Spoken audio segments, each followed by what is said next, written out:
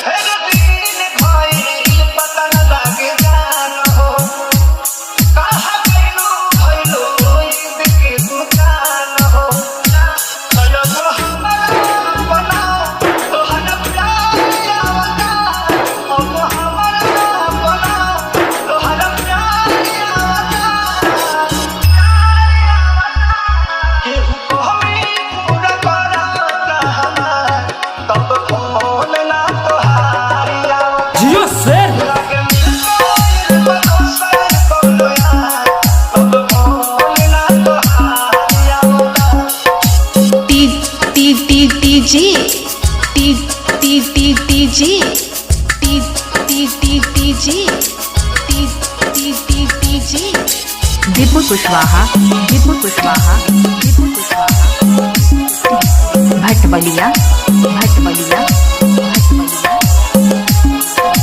DJ mixing, DJ mixing,